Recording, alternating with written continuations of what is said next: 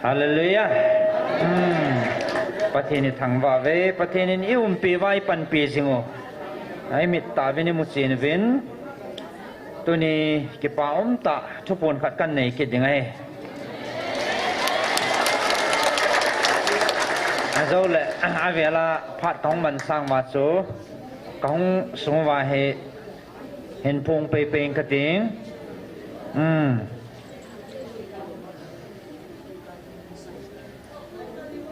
Date 28 Zani ahin 20th July 2025 6 p.m. la don vela pathin ngai lu nau sagau thinga pathinin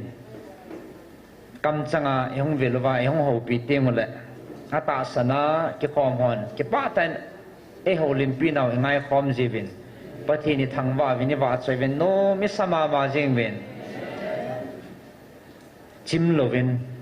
pathinin a o ai ho pi nai ngai jivin a chaina ting la khun nanamo katun do aka su to taka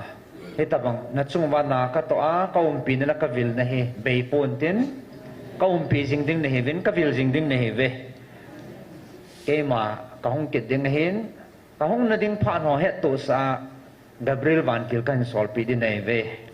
ati ta thana chu zani ni tha pungbuk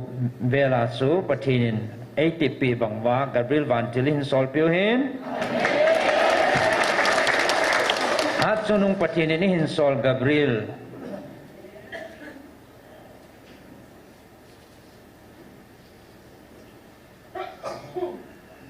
hat sunung pathinin hin sol Gabriel kahi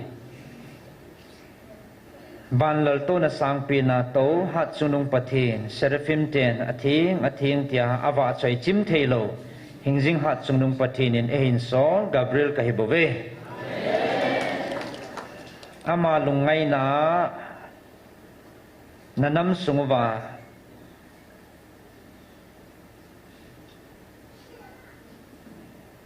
ama ngai na jingle atupi ho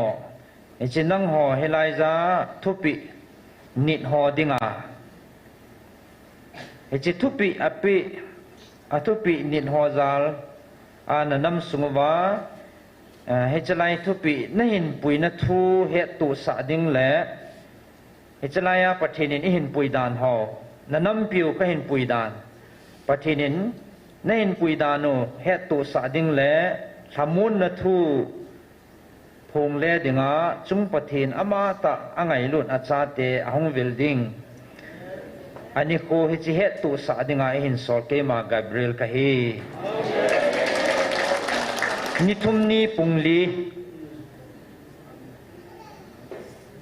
iti hong hemotu ni 29 Monday, Tuesday, Wednesday, Thursday na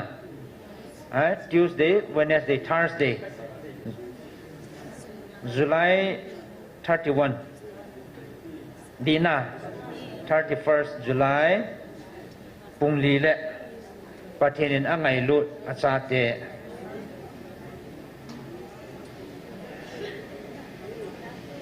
angai lu na cha te building a hong ding hi chi het tu sain sol ke ma Gabriel ka hi chi tu pon chi het chi diwa kain pon do hentin ana mel chi hutin ana ki gusu ke hutin het sa thei chan ana het sautin koi tabang a thiam thei lo ai lo la apo chin nom hian nang koi he jong la pha dom jinge ti chu ik het sau hente kai ke pai he chan chi tan te